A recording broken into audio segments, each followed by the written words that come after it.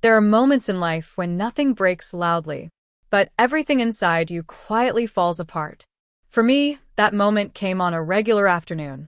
No shouting. No argument. No harsh words. Just a simple sentence spoken without thought. I didn't ask you to do all this. Those words stayed with me. They still do. I remember standing in the kitchen, holding a folded towel in my hands. The house was quiet. Too quiet. The clock on the wall ticked slowly, like it was counting something I couldn't see. I looked around a room. The same walls I had cleaned every day. The same table where I served meals for years. The same home I had given my entire life to. And suddenly I felt like a guest. That was the day I realized something painful. I had given him my whole life, and somewhere along the way, he stopped noticing me. I didn't cry that day. I didn't scream. I didn't even speak back. I just stood there, smiling softly, while my heart slowly understood the truth it had been avoiding for years. This is not a story about anger. It is not about hate. It is not about blaming anyone. This is a story about quiet sacrifice, about love that slowly becomes invisible, about a woman who gives so much that she forgets herself. And this is my story. I was not born quiet. People who knew me when I was young would never believe how silent I became later in life. I used to talk a lot. I used to laugh loudly. I had opinions, dreams, and plans that filled my head every night before sleep. I grew up in a simple family. We didn't have much money, but we had warmth. My mother worked hard. My father spoke little, but cared deeply. In that house, love was not shown with big words. It was shown in small acts. A plate of food kept aside. A shawl placed gently on tired shoulders. A quiet presence during hard days. That is how I learned what love looked like. So when I fell in love with my husband, I believed love meant giving, supporting, standing beside someone even when life became heavy. He noticed me then. He listened to me. He asked about my dreams. He said my name with care. "You think too deeply," he would say with a smile. "I like that about you." Those words meant everything to me. When we got married, I walked into his home with hope in my heart and belief in my hands. I believed marriage was a partnership. Two people building one life together. I believed love would grow stronger with time.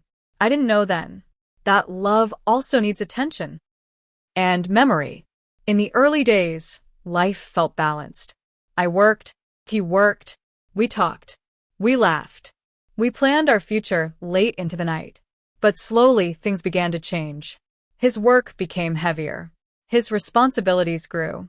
His dreams expanded. And mine quietly stepped aside. I told myself it was temporary. I told myself this was what love looked like. I told myself my time would come later. So I adjusted. When he needed me at home, I stayed. When he needed support, I gave it. When he needed silence, I became quiet. I didn't complain. I didn't demand. I didn't ask for praise. I believed that love remembers. But love only remembers when someone chooses to notice. Years passed. Not loudly. Not dramatically. Just day after day. Meal after meal. Sacrifice after sacrifice. I became the one who managed everything quietly. The home ran smoothly. His clothes were always ready. His food was always warm. His worries were always heard. Mine. Were always postponed. Sometimes I would start a sentence and stop midway. He looked tired. He looked busy. He looked distracted. So I swallowed my words. "I'll say it later," I told myself. Later never came. Slowly, I stopped sharing. Slowly, I stopped expecting. Slowly, I stopped being seen. He didn't notice the change. Because when someone becomes used to your presence, they stop seeing your effort. They assume you will always be there. Always giving. Always adjusting. And one day, they forget that you are human too. I remember one evening very clearly. He came home late. I had waited. Dinner was ready. The lights were on. The house smelled of food and quiet hope. He walked in, glanced around, and said, "I already ate outside." That was all. No apology. No explanation. No, you must be tired. I nodded and cleared the table quietly. As I washed the dishes, my hands moved on their own. My mind drifted somewhere else. I thought of the woman I used to be, the one who had dreams of her own, the one who believed she mattered. And for the first time, I felt something heavy settle inside me. Not anger, not jealousy, just loneliness. The kind of loneliness that exists even when someone is sitting right next to you. People often think loneliness comes from being alone. But the deepest loneliness comes from being unnoticed, from being present, but unseen, from giving everything, and being treated like it was expected.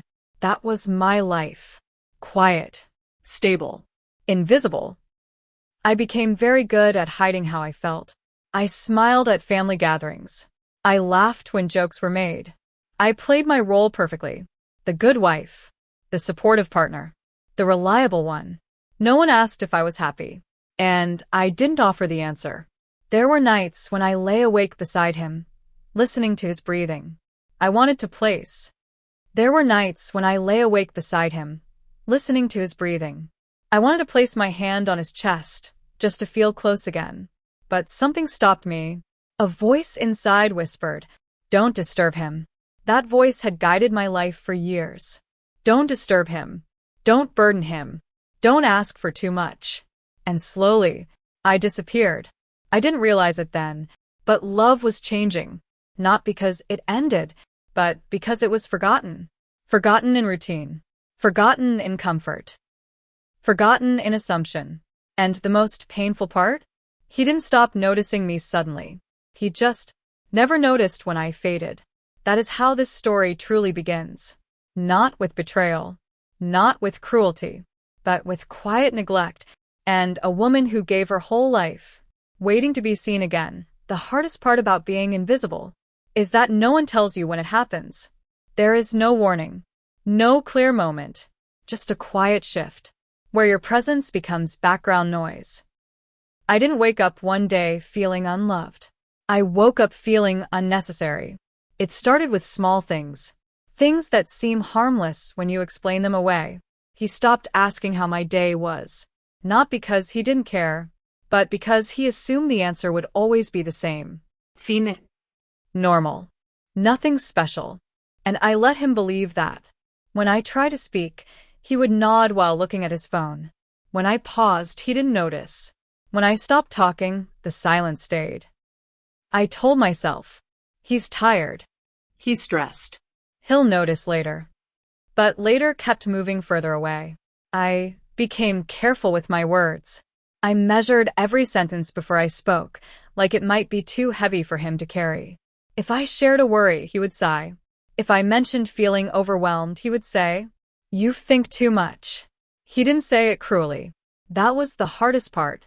He said it casually, like my feelings were small and easily dismissed. So I learned to swallow them.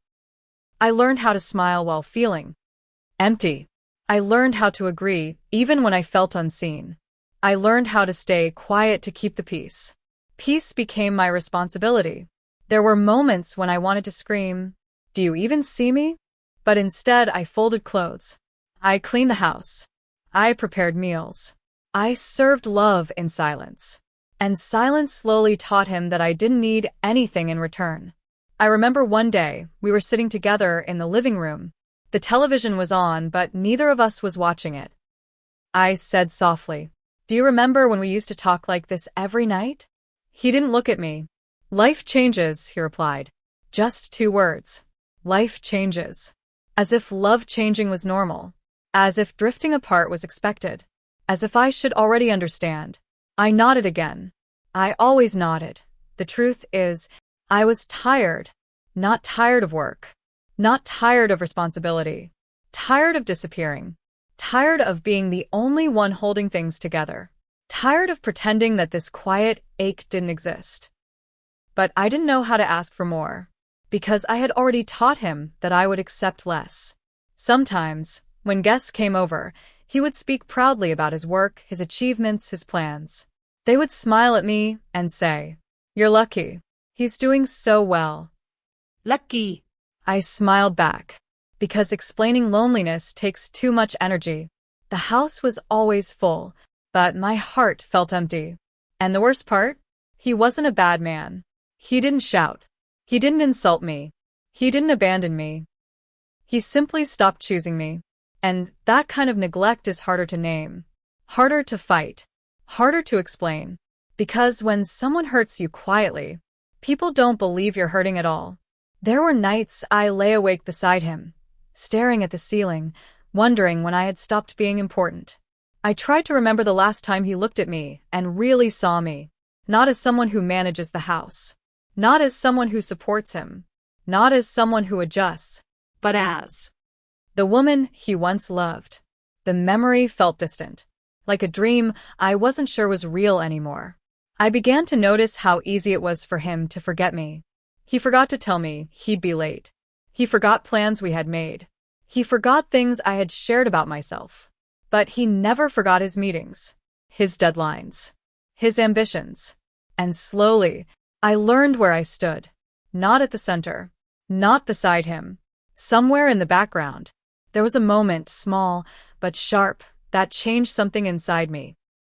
We were arguing, not loudly, just tired voices. I finally said, "I feel like I don't matter to you anymore." He looked surprised. "That's not true," he said. "You're overthinking again." Overthinking. That word closed my mouth. Because when someone tells you your pain is imagined, you start questioning your reality. I apologized for feeling too much, for speaking at all, and he accepted the apology. That night, I cried silently into my pillow, not because of what he said, but because I realized something frightening. I had become a stranger to my own feelings. I no longer trusted them, I no longer defended them. I no longer believed they were worth hearing. Love doesn't always end with goodbye. Sometimes it ends with neglect, with comfort, with routine, with forgetting. And when love fades this way, the person left behind feels guilty for even noticing. That was me, still giving, still hoping, still waiting. But something inside me had begun to shift. A quiet question started forming in my heart, a question I had avoided for years. What happens when the person you built your life around forgets you were ever there?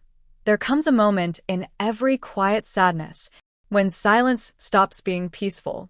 It becomes heavy. It presses on your chest. It asks questions you can no longer ignore. For me, that moment did not arrive with shouting. It arrived on an ordinary day. No argument. No dramatic scene. Just a realization that landed slowly and stayed. I had woken up early that morning. The house was still. The kind of stillness that feels louder than noise. I made tea and sat alone at the kitchen table. The sun came through the window, soft and pale. I looked at the chair across from me. Empty. I suddenly wondered how many mornings I had sat there alone, without noticing. That thought scared me. Later that day, I tried again. I told myself, just speak honestly, calmly, kindly. When he came home, I said, "I feel like we don't talk anymore." He paused for a second. Then he said, "We live together. Of course we talk." And that was it. That was the moment. I realized something then. To him, being in the same space meant connection. To me, connection meant being seen. We were speaking two different languages, and neither of us knew how to translate anymore. That night, I stood in front of the mirror longer than usual. I studied my face, the lines near my eyes, the tiredness I had been ignoring. I whispered to myself, "When did you stop asking for more?" The mirror did not answer, but my heart did. I remembered the woman I used to be, the one who laughed freely, the one who shared her thoughts without fear. The one who believed love was something you built together. Somewhere along the way, I had turned into someone who waited. Waited for attention. Waited for acknowledgement. Waited to feel chosen again. And waiting had become my full-time job. A few days later, something happened that I can never forget. He had an important event. He asked me to help prepare. I ironed his clothes carefully. I made sure everything was perfect. Before he left, I said softly. Do I look okay? He barely glanced up. You're fine, he said. Fine. That word echoed in my head long after the door closed. I sat down on the bed and felt something break. Not loudly. Not suddenly. Just a quiet snap inside my chest. I wasn't asking to be admired. I wasn't asking for praise. I was asking to be noticed. And even. That felt like too much. That evening, he came home late. He talked about his day, his success, the people who appreciated him. I listened. I always listened. Then he went to sleep. Without asking about me. I lay awake beside him and realized something painful. If I disappeared tomorrow, His routine would change. but his life might not. That thought stayed with me. It didn't make me angry. It made me sad. Deeply sad. The next morning, I did something I had never done before. I didn't rush. I didn't prepare breakfast immediately. I didn't check what needed to be done. I sat quietly with my thoughts. And for the first time in years, I asked myself an honest question. Who am I outside of this marriage? The answer was unclear. And that frightened me more than loneliness ever had. I realized I had slowly erased myself.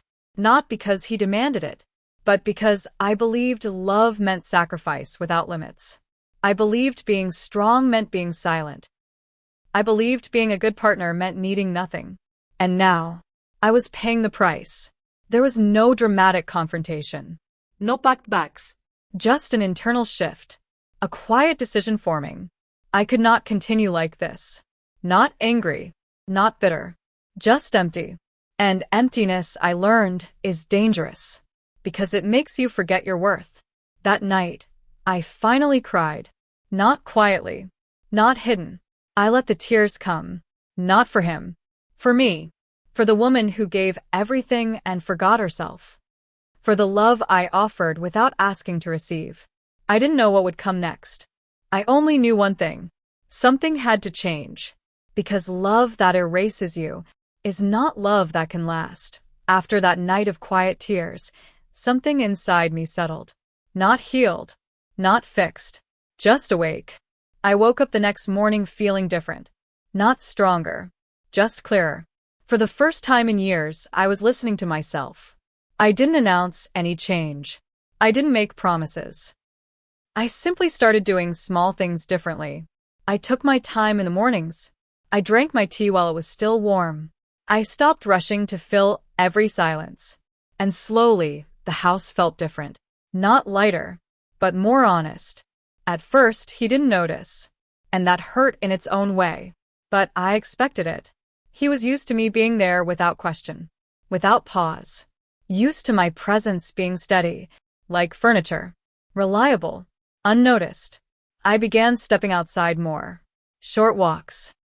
Nothing dramatic. Just me and the sound of my own footsteps. I noticed the sky again. The trees. I noticed how long it had been since I felt part of the world outside these walls. And every step reminded me I was still here. One afternoon he asked, "Are you going somewhere?" I looked at him and said calmly, "I already went." He seemed surprised. Not upset. Just confused. And for the first time, that confusion belonged to him. Not me. I didn't stop caring. I didn't stop loving. But I stopped disappearing.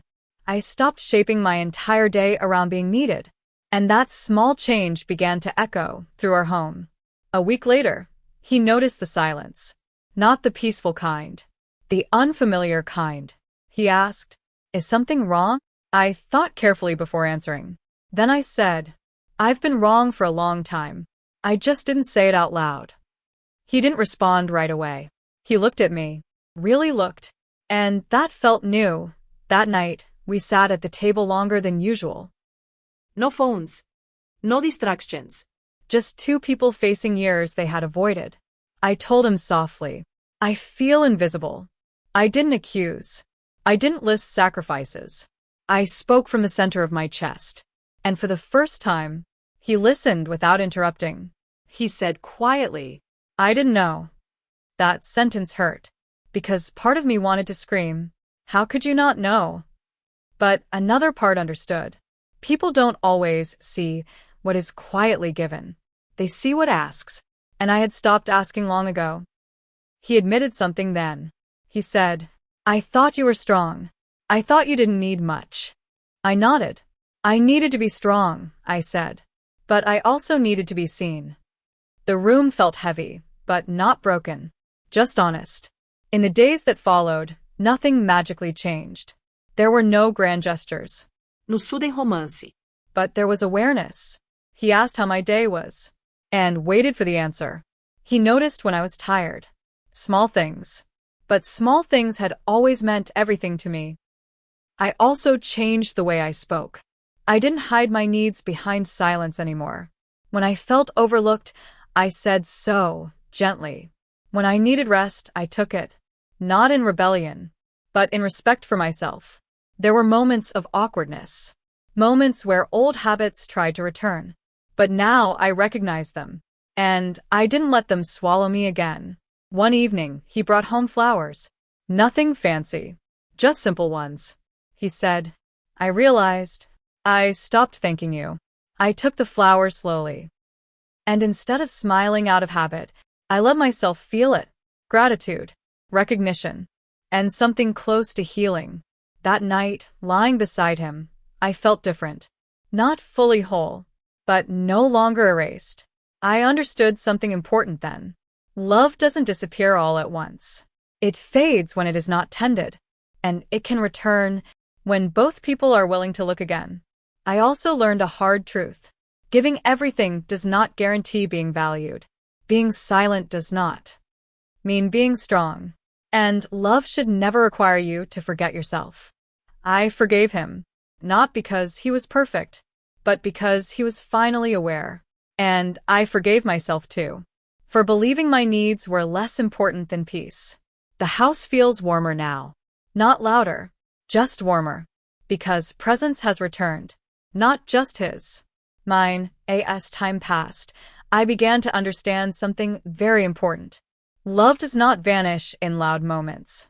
It fades quietly. Through habits. Through assumptions. Through forgetting to look closely at the person standing beside you. I had believed love meant endurance. That it meant giving without pause. That if I stayed silent, everything would stay peaceful. But peace built on silence is fragile. I learned that being noticed is not vanity. It is a human need. We all want to feel seen. We all want to know that our presence matters. And asking for that does not make us weak. It makes us honest. There are still quiet days. Moments when the past tries to return. But now, I do not disappear into those moments. I sit with them. I acknowledge them. And then I remind myself, I deserve space in my own life. He is more aware now. Not perfect, but present. And presence is a powerful thing. We talk more. Not about everything, but about enough. Sometimes I catch him watching me. Not out of habit, but with intention. And when that happens, I feel something gentle bloom inside my chest. Not excitement. Not relief. Just recognition. I also learn to watch myself.